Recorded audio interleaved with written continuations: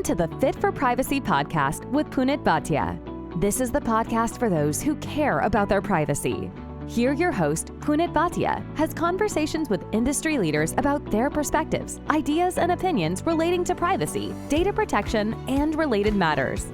Be aware that the views and opinions expressed in this podcast are not legal advice. Let us get started.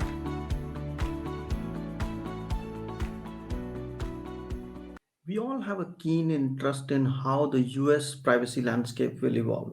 And there has been some activity, and it seems we are on a verge of having a federal privacy law. Will it happen? Will it not? We don't know.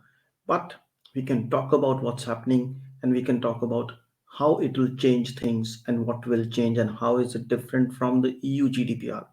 And we talk about it with none other than Brendan Pugh, who is a legal professional and is active in understanding all these developments. So let's go and talk to Brendan. So welcome, Brendan. How are you doing today? Doing well. Thanks for having me today. It's I've listened to a few of your shows, so it's neat to be on, and especially to talk about privacy. That's wonderful. So let's maybe start talking about privacy and let me ask you, when you think of the GDPR, what's the one word that comes to your mind? Sure. So I think GDPR is progressive because, us in America, there's definitely some critique of the GDPR and how perhaps we could do things slightly differently here. But at the end of the day, it was a groundbreaking law, in my opinion. Yes, I don't want to say that it's not perfect, and I think a lot of those in European Union would agree there could be even changes. But in terms of the rights that consumers are given, it's pretty progressive. Indeed, it certainly is progressive, and I think you say it right. No law or nothing is perfect. It's always evolving and it's always progressing. So that's how it is. And then, if we talk about your personal situation, how did you come into privacy? What's your story? I mean, when, how did it happen? Sure. Yeah. So privacy and even cyber more broadly are my passions. So currently, I'm with a think tank in Washington, D.C. It's called the Archery Institute. So it's a center-right think tank, but it is nonpartisan, and they're solutions oriented. So I'm on their cyber and national security team there, but specifically, I lead their data security and data privacy work. So that's where I am currently. But immediately before this, I was the legislative counsel. So as an attorney, for the New Jersey legislature, so one of our state legislatures, and I handled a wide range of laws in that position, but I would specifically pull out anything to do with privacy, cyber, or tech. So that required following the entire landscape around the country in terms of what other states are doing and perhaps how we could implement them at a state level. So the strong privacy portfolio there. And then, I had a few positions before that, and each one had either an element of privacy, cyber, or both. I was at the FBI, the Federal Bureau of Investigation, as a fellow. I also led a national publication, professional journal, and I served in elected and appointed office at the local, county, and state level. And in those capacities, I always tried to push cyber and privacy because that was just my personal passion. Wow, that's wonderful. And with so much of broad experience, how do you see the privacy tech or cyberspace landscape, especially the legislative landscape in the United States? Because we do hear different opinions. On one hand, we say we have, say, sector-based laws. On other hand, the critiques say there's no overarching law, but then each of the states is coming up. How do you see this landscape? So I would answer it two different ways: where we are and where we could go. So you're right. Right now, it is either sector specific. So different federal agencies have rules around privacy, and they only impact certain sectors. So if you're in healthcare and finance, you have rules. Or you could live in one of the 5 states of our 50 that have privacy frameworks. And we've seen even that number go up significantly. Obviously, most people are familiar with California and their privacy framework, but more states have come online. And truthfully, I think that's the trend. There's a lot of states that have the groundwork formed, even my home state of New Jersey. We don't have a privacy law, but there's been significant work to accomplish that in terms of research and hearings. But then in a broader level, It's perfect timing because there has been significant movement on data privacy and security legislation in Washington, D.C. For years, there's been efforts at reaching compromise, and we can kind of go into why they haven't passed and where the roadblocks have been. But for the first time, we've seen bipartisan and bicameral legislation, and it passed our House committee. So now it's at the stage where it could go either to the full House for a vote, and hopefully perhaps there'd be some Senate action as well. And that's the acronym for that is ADPPA, or the American Data Privacy and Protection Act. So that's our major comprehensive piece of legislation moving now. And that would be similar to GDPR in many respects, but there are key differences as well. But that would be a national law that would apply to every state. And one question that's up for the air is, or in the air rather, could states still have their own privacy frameworks? And I know that's a huge point of contention right now among California. And politically speaking, there's a lot of ramifications as well. Yeah. So you expect or you foresee that legislation at a federal level getting through pretty soon or in foreseeable future?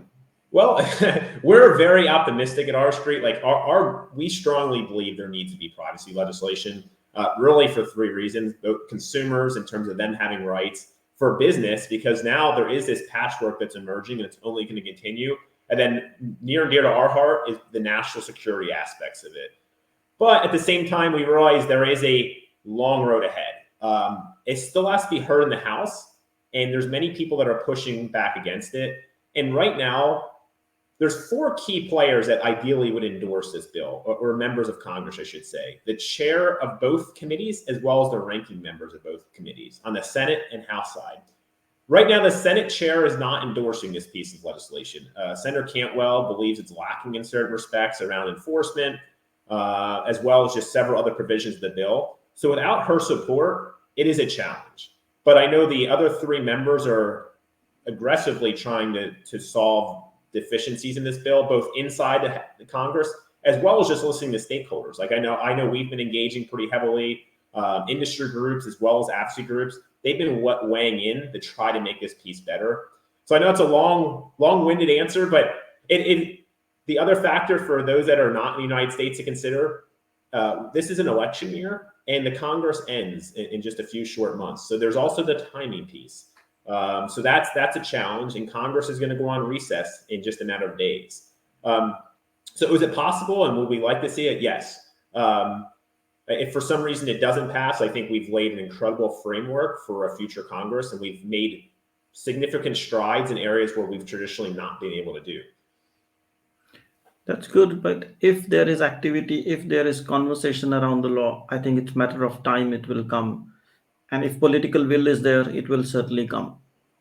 I completely agree with you. And I think a big takeaway is this bill, like all laws, there has to be compromise. If I were to sit down with you and write an ideal law, it would perhaps look different than the current ADPPA. But there's never going to be a law everybody's happy with. To your point with the GDPR earlier, there has to be give and take. Like the big piece up in the air now is preemption. I kind of alluded to that earlier, which is essentially just the complicated legal term for how does the federal law interact with states. There's not agreement on that currently. And that's an area where I think there would need to be compromise for this law to move forward. Certainly. And I think sometimes I wonder, why can't they take anything like GDPR or the OECD principles, save as, and convert it into a local law or a regional law or a country law? But we know how politics is all about, or jurisdictions are all about. In the legislative scope, everyone wants to have it in their own way, and that's where we create differences and it becomes challenging. But you also mentioned that it's slightly different from the EU structure. Are you having a view on what are the things that are different, or it's too early to say that? Yeah, no, let me first say I'm definitely I'm an avid reader of GDPR, but I've not been a practitioner. So you can correct me where I'm wrong on GDPR. But it's been an ongoing debate. I think I first heard it raised maybe once GDPR passed. There was a lot of news reporting could the United States just take the GDPR and implement it? That would solve a lot of issues. It wouldn't have to be back and forth. And the challenge was kind of the politics of the US. There's a lot of people that, especially from the industry point of view, that would not be fully sold on GDPR GDPR in the US. And there are certain respects of our legislation that go further than GDPR. I think just something to flag, like even we don't see this in state laws. There's significant civil rights protections in this law, which deal with discriminatory uses of data around just certain classes, whether it be race or sexual orientation. So that's pretty novel. But there are some shared characteristics too, like the rights for consumers. You do see a lot of overlap there. Like there's not a uniform right to access or delete information in the US unless you happen to live in one of those select states. So to a certain point, there are borrowed concepts, even if people don't admit they may have come from the GDPR. That's just my personal perspective, though. Yeah, I mean, at a broad level, when we look at it, any law that it'll have a definition of personal data and sensitive data, some sort of it. You can call sensitive data as PHI, PII, PSI, whatever. Then you will have some rights, and you can't award or provide rights any different than what the GDPR has provided. You can have maybe one called differently or two called differently. You would have some mechanism for consent or processing, and there come the legitimate basis. And then you'll have breach notification and some sort of risk assessment, call it DPIA, PIA, whatever. And then you will appoint a person, call it grievance officer, data protection officer, privacy officer, or sometimes the sponsor, or whatever we call it. So essentially, these are the elements you will always have. You cannot change that at that abstract level. Of course, I'm talking about an abstract level. We can put it in one page, but the law is usually hundreds of pages, and that's where the differences come, and the devil is in the detail. But I do agree with you that essentially there are similarities, and there will always be similarities with the GDPR or any other law for that matter. We always compare with the GDPR usually. And then we are also seeing in the legislative landscape a lot of talk about AI, robotics, new tech, or sometimes we say big tech, and it'll be all chips. We will be using beacons, we will be using this human, what do you say, inserted chips or biochips. Nobody knows what is possible, but we all know a lot is possible than what we see now, what we are aware of it.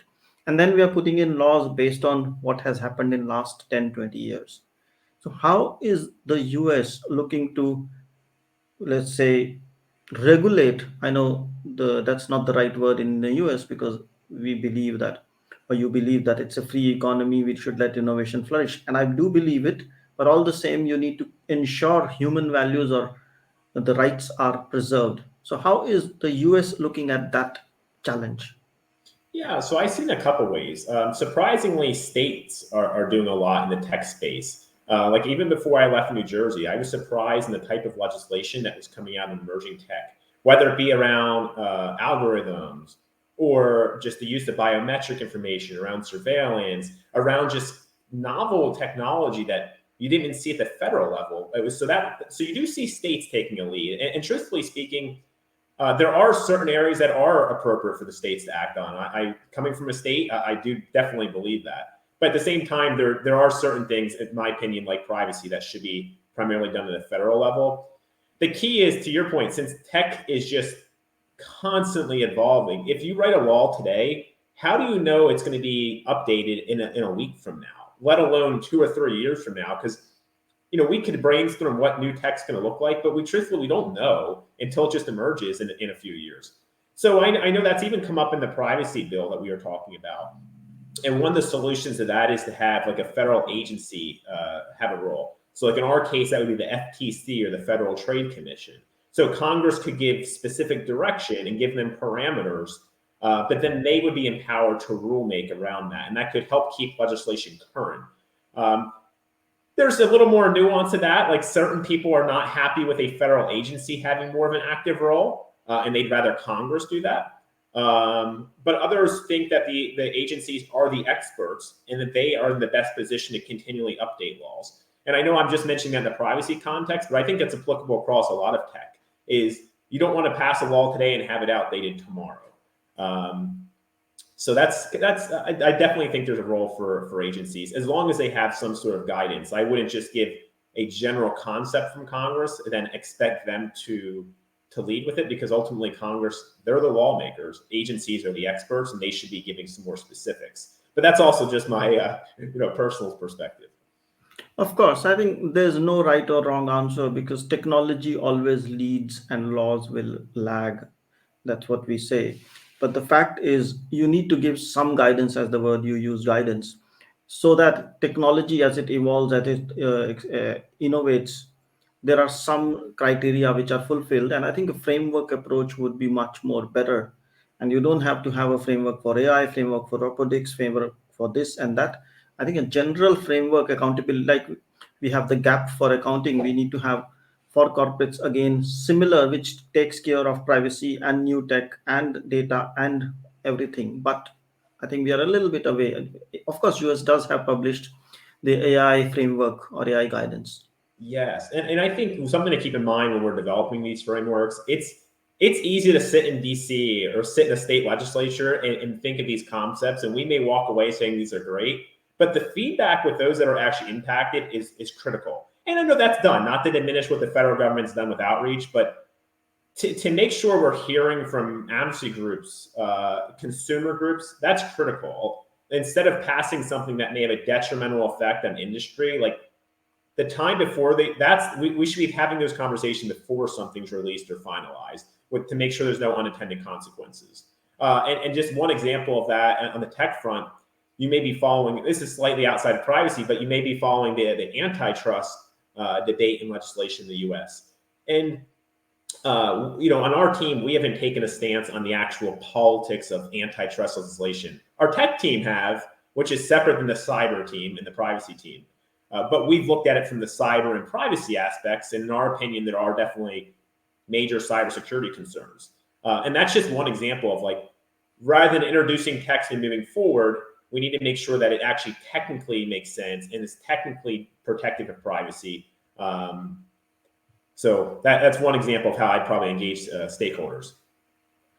I would agree, and I think there will always be criticism because that's the easy thing to do. It's more challenging to put a law, and it's always easy to say this is not there, that is not there. But you need to look at more as a guidance, more as a framework which allows you to do things and prohibits you from doing certain things. And then you need to have apply your own judgment. Unfortunately, sometimes or most times people are expecting clear binary answers, yes or no. Well, that's not the purpose of the law. The purpose of the law is to give you a decision framework in which you choose the context, and when you apply the context, a decision is a right. Sometimes it will be right and sometimes it will be debatable. Yes, no, I think it's a great point. I am curious too, not to go back to our earlier point, but do those in the EU, are they? Do you follow the current legislative developments in the U.S.? Like, is there any attention paid to ADPPA now in terms of how there could be a federal law, or is that more of like that's just the U.S. doing another law that may not become a law? No, I think there's a lot of attention, especially after SCRMS 2, when the Privacy Shield got invalidated. There's a lot of interest and curiosity around how will the US legislation evolve and or how will a Privacy Shield equivalent be constructed? Because we cannot let the current situation prevail. Because right now we have the standard contractual clauses, we have the guidance, and then it said, do your transfer risk assessment and manage risk. Now, if any company, say a medium sized company here in Europe, does a transfer risk assessment, it has to rely on big tech companies. You know who I'm talking about because you Yeah. use email from one of them, you use the cloud storage from one of them, and you also keep your database in one of them. So essentially, there is data transfer to US, and you cannot live without it, whatever the risk, because you have those challenges. And by saying do a transfer risk assessment, mitigate the risk, you're putting it on the business and the organization while it's a political problem. So there is, if in fact, a lot of debate, a lot of discussion, and a lot of curiosity in and very people are watching around what will happen, how will the landscape evolve, and what will be the privacy shield equivalent. And I can promise you, whatever will be done, it will also be challenged again, but because that Sure. will remain. And that also kind of leads us to the other question, like we always talk about the homeland security, which is a topic in the US, because when we say the laws and everything, the question is security is important and nobody is denying security is not important. But where does this sit in? Is that, especially with the new structure that's being proposed, Would it change? Would it shift? Would it make it easier? Because these concerns are around government having the capability, the ability, or the means to access data. Of course, we have this famous Apple story when they denied that access, but that's one off, and nobody has the power like to say deny. Yes, I'm glad you mentioned the Schrems decision as well as just the transatlantic flow of data. Um, we just did a briefing for our House. They have a House Cyber Caucus, which is just a lot of members of Congress that have a deep interest in cyber. So we did that briefing with 3 national experts to just bring attention to the issue because we know there's been a tentative agreement between the EU as well as the United States. The exact particulars of that have been tightly held, so we're not necessarily sure what that could look like. We've seen, certain measures floated out there in terms of how the issue of redress could be solved. But then, to your point, the big issue was the ability of U.S. intelligence services to have access to that information. So, really, hopefully we'll see some more specifics on that because I know that there is a major impact on businesses on both sides of the Atlantic. But to your specific question on the privacy legislation, that's something that's really important to our street. My think tank, where I'm fortunate to be, we've always focused on the security and national security aspects of privacy. Like I know you know, and some of your past episodes have flagged, there is a difference. I understand that, but this law is groundbreaking in the sense that it require data protection measures. I know GDPR has them, but in the U.S., we don't have a uniform standard for that. So if you don't live in one of those 5 states, you may voluntarily follow GDPR, or you may be a tech company that voluntarily implements these measures, but there's no obligation for you to do so if you're not in one of those regulated industries. So simple things in terms of having administrative, technical, and physical safeguards, that is a big concept of something we see in this bill. It also requires notification if your data is shared to select countries. So if you're an American, your data is going to be transferred to China or North Korea, that is something that has to be in the privacy policy. And that's something we don't have now.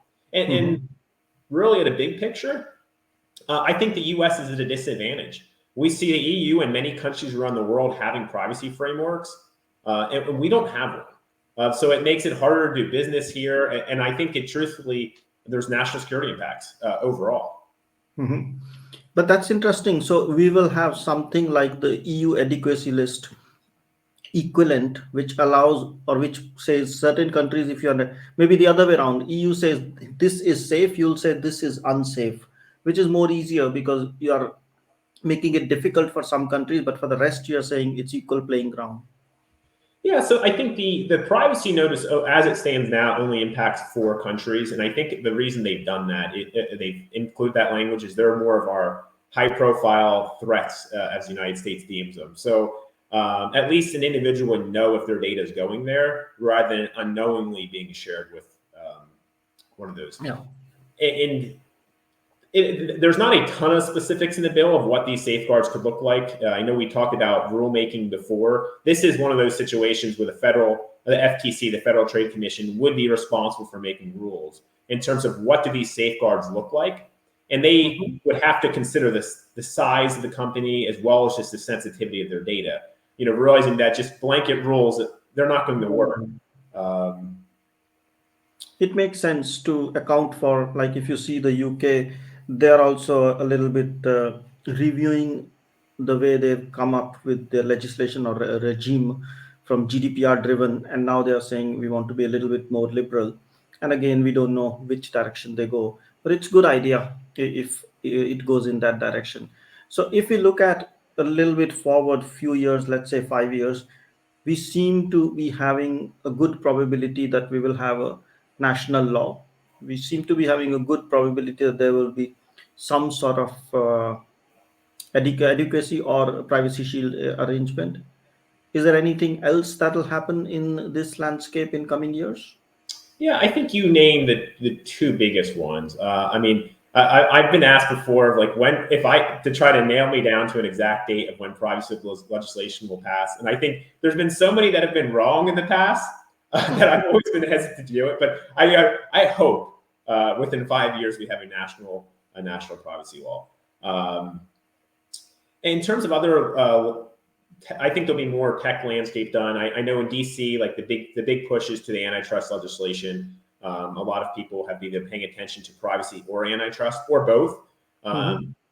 I'm skeptical of the future of antitrust legislation, at least for this Congress, but perhaps a future one would bring it up. Mhm.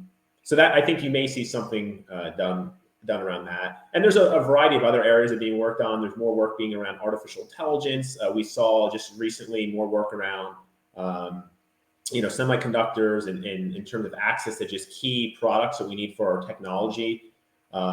Another big avenue too, and this is a little more broad in the cyber perspective, is just work on two fronts: greater involvement with the federal government, with our state and local governments, as well as the private industry, especially our critical infrastructure. There's been a lot of bills recently that have targeted those two groups, and I think that's going to continue because the federal government can be experts at cyber, but if that's not going down to a local level or a small to mid-sized business level, we have a major gap in the United States. So I'm optimistic that this administration, as well as future ones, will continue that trend. That's interesting. And I think cyber is another area which will need extra attention going forward. And no one knows how do we give that extra attention, because that's a huge risk if you don't give it attention. Exactly. I completely agree, because if it's a little closer to you, but we see there's so many threats, increasing, especially, we saw new ones emerge around the Ukraine. Yeah. And even in the homeland here, like in the United States, we see more threats that are impacting the private sector. And traditionally, those organizations that are smaller and may have weaker cybersecurity preparedness, it makes sense. Like you would go after those that are slightly weaker, which is why it's important, I think, from a government point of view, to make sure everybody's protected, not just your largest companies or not just your federal government. Yeah. I would fully agree with that. That allows us to move into more of some choice based options. So if I was to ask you, you have a personal choice to choose the EU regime or the US regime, let's say the future US regime. Which one would you opt for as an individual? Yeah, I guess the challenge. I think the U.S. has a lot of ways it can improve its legislation overall and that its process. There's some inefficiencies, but I am pretty happy with how the U.S. is set up here, especially the differences between state and federal government. Um, in terms of endorsing either a GDPR or an ADPPA distinction, there's definitely improvements, but I like the direction that ADPPA is going in, even over the GDPR. I'm hesitant to give you a full answer because the text is going to change a lot. Of course. I mean, there hasn't been commitments to do that, but we're still a long way from passage. And especially if it goes to a new Congress, there'll be differences. But just in principle, I like the movement we've done with ADPPA. And I think it strikes more of a balance between consumers and industry. And I think that's been an important piece for me. Indeed, I think that's an important piece. And in the UK, when they're reviewing the Data Protection Act or the UK GDPR, that's what they are also focusing on. But these things come with time, and any new law that comes up, that's always better than the previous one because you have learned the lessons from the last one, and especially Exactly. before 5 years ago. Yes, that's true. And you'd have a better perspective. But it even there was a learning curve when GDPR came out in terms of companies having to figure out how to comply and make it part of their actual core business strategy rather than privacy being an afterthought. Yeah, and I think they're still learning because most companies still look at it as a compliance game. While it is not a compliance game, it's about differentiation, it's about trust, it's about how you earn trust and how you position yourself. And then compliance is a means to earn that trust. I agree. I can completely agree. And even in the US, a lot of our big tech has been getting critiqued recently and being called out in the news. And there's been legislation just to target them. To their credit, not every company, but a lot of them have voluntarily implemented privacy frameworks and measures. And I think that that's important because it's not necessarily done just for a compliance measure. Like if ADPPA becomes law, people are going to follow it, but it's out of sake of compliance. Rather, companies could proactively say now, how can I better protect the privacy of my customers and the consumers and try to get ahead of it? These are measures that are largely speaking good for their company as well as their customers.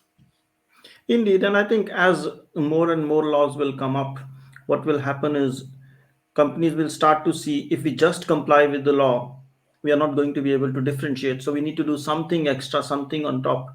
And that's why they would not focus on, hey, I'm compliant with GDPR, I'm compliant with ADPA or PDPB or PIPA and all those. They will say, hey, we protect your privacy. You can trust us with your data. This is what we do. And behind the scenes, all these will become mechanisms. Yes, I agree. And I think what's interesting is how mainstream privacy has become. Like, in the EU as well as the US, it's something more Americans and more European citizens are thinking about now in terms of who has my data, who's it being shared with, and how is it used. Maybe years ago, people didn't give that much thought, but I am glad to see there's more attention played to that now, because even without a law, these are questions that individuals should be asking. Indeed, and I think it's a function of many things, function of the new privacy laws, function of the era we are in, so much dependence on data, and the digitization which increased because of COVID or Corona, and all that combined means it's all about data, it's all about digital. And if it is, where is my data? Because now we are saying even passports can be digital, identification can be digital. If that happens, and it will happen in time, then we are creating more and more challenges, and more people will ask, where is my data, who has access to my passport, because now it's not in your pocket anymore. Exactly. And I love tech, and I use a ton of it. But you're right, there is that trade-off between having a physical copy of it and knowing I am the only one that has that. Short of somebody breaking into my house or my office, they're not going to have that. But you're right, so much of my information is digital now. Even somebody that works in privacy on a daily basis, it can be easy to sometimes just click, okay, I consent, or okay. But you're right, we should be taking a step back and thinking, who has my data and how's it being used? Yeah. Okay, so that's been a wonderful conversation. And if based on that, somebody wants to say, what exactly do you do and how can they contact you? What would be the right approach, or what would they Yes. need to know? I would recommend people can go to our website, which is rstreet, street.org. And that's really, it shows all of our scholars work across all of our different teams. But the cybersecurity team has a specific page there. And we're probably publishing something once or twice a week on privacy, including the legislative developments. So if people want to follow up there, they can. Or they can email me. I also have a bio page there. I'm always happy to talk about privacy and cyber.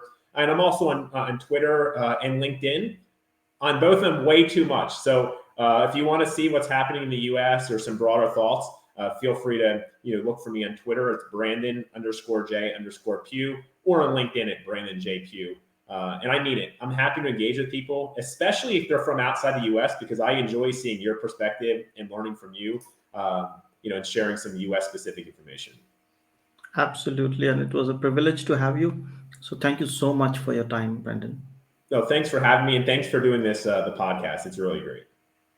Thank you. Fit4Privacy helps you to create a culture of privacy and manage risks by creating, defining, and implementing a privacy strategy that includes delivering scenario-based training for your staff.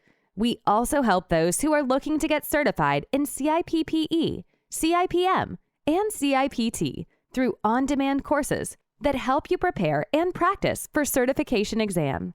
Want to know more? Visit www.fit4privacy.com. That's www.FIT4Privacy.com. Thanks for listening. If you liked the show, feel free to share it with a friend and write a review. If you have already done so, thank you so much.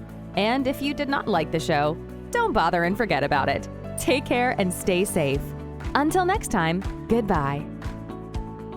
If you have questions or suggestions, feel free to drop an email at hello@fit4privacy.com. That's hello@FIT4privacy.com.